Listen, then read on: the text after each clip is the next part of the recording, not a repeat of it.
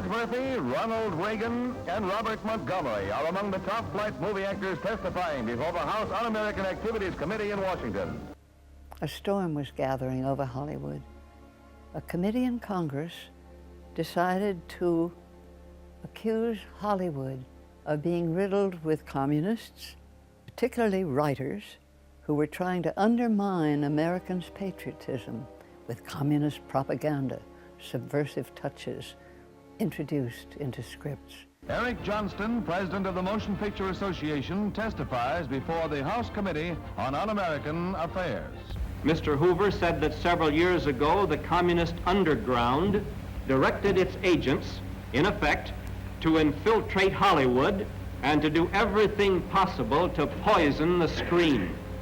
And this suspicion was borne out when they invited a number of studio heads and a few big stars to come to Washington and talk about that.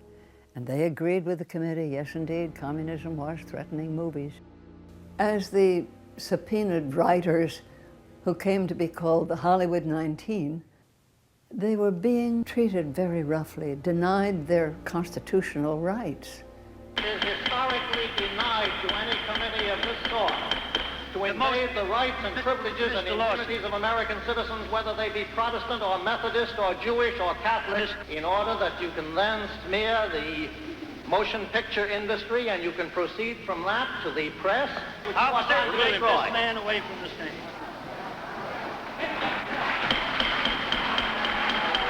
There will be no demonstrations. The snoops of HUAC, they questioned anybody, even grips on studio secretaries, and forced them to lose their jobs. The whole concept of asking a dignified actor or writer or director what magazines he reads and whether he had ever been at a meeting at which somebody else was there. In response to that, after a few such days, as reports reached the whole nation, Hollywood itself thought, how do we answer this? That committee is scaring the public to death. They're going to stop going to movies. And three good friends lunched one day. I remember at Lucy's restaurant, just across from Paramount Studio. William Wyler, then the greatest director of motion pictures, and John Huston, the most promising new director in films, and Philip Dunne, a fine screenwriter and later director. And out of that lunch came the project to charter a whole airplane, fill it with eminent filmmakers, as many actors and famous names as possible, fly them across the nation right into the eye of the storm to be there as visitors, present for those hearings, and to hold press conferences stating Hollywood's position of self-defense, and see if we couldn't get positive headlines answering those negative ones. They gave the movement the name, the Committee for the First Amendment.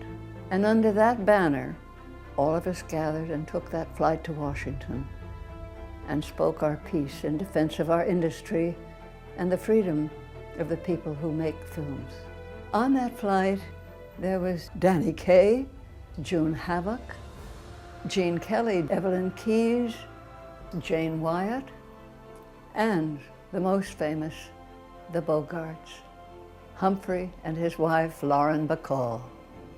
And Robert was with me, representing screenwriters, and I was among the actresses.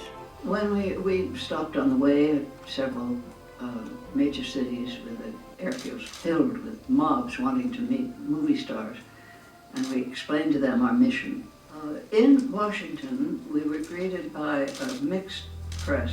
We attended 2 days' hearings en masse. We sat at the back, and we watched and heard our fellow filmmakers treated as criminals, as if they were on trial for something. We'd like to know whether you are or have ever been a member of the Communist Party. We'd like a very frank answer. Now you can answer it yes or no. I don't believe you have the right to ask a question of anybody. It's very apparent that you're following the same line of these other witnesses. I am following no line. Which is definitely the communist line. I am using my own head, which I shall continue to do. You're excused, and if you want to make a speech, go out here under one of the big trees and sound off. One after another, each was denied the chance to read a statement. We were appalled.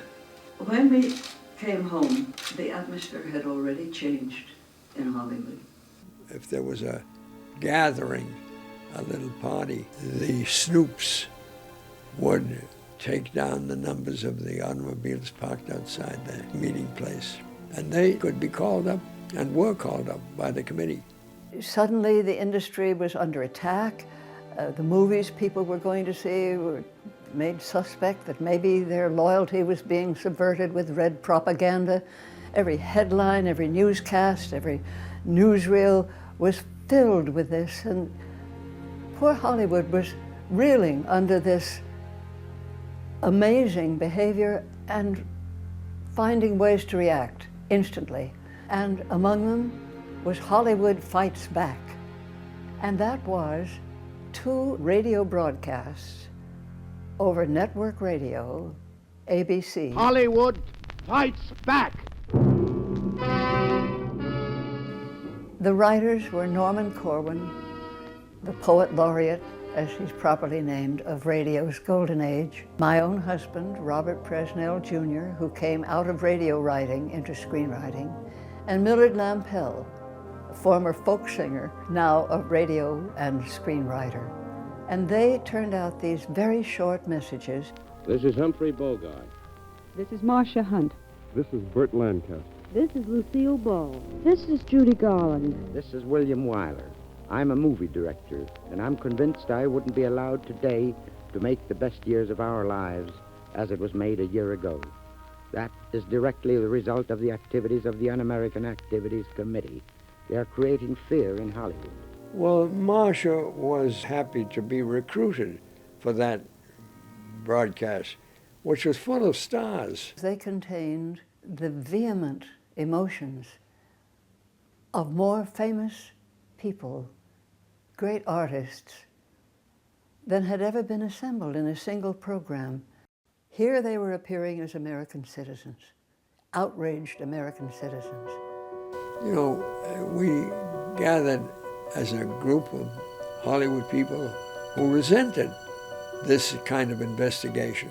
After we came back, the Sunday after our flight, we had a second Hollywood Fights Back, the same big stars, and now we were joined by New York, the New York Theater. The finest writers and stars took part, and even the governor of New York State and 2 U.S. senators appeared on Hollywood Fights Back, denouncing those hearings and maintaining the freedom of the screen. Not long after our return, the Bogarts made a public statement that the flight to Washington had been ill-advised, even foolish. They succumbed to the pressure of people who said, well, these are commies and they're fellow travelers and pinks. This was a body blow to our whole self-defense movement. The Committee for the First Amendment never met again. We will discharge or suspend without compensation those in our employ until such time as he is acquitted or has purged himself of contempt and declares under oath that he is not a communist. The Waldorf statement that came out of that meeting of the studio heads just a couple of weeks after our flight to Washington spelled the doom of the whole industry and the community of Hollywood for well over a decade, because it said, first of all, that they were firing the 10 who had been found in contempt of Congress, but also it said that they would not consciously employ any communist thereafter or any subversive or disloyal people as they understood it. In other words, they were declaring the start of the blacklist.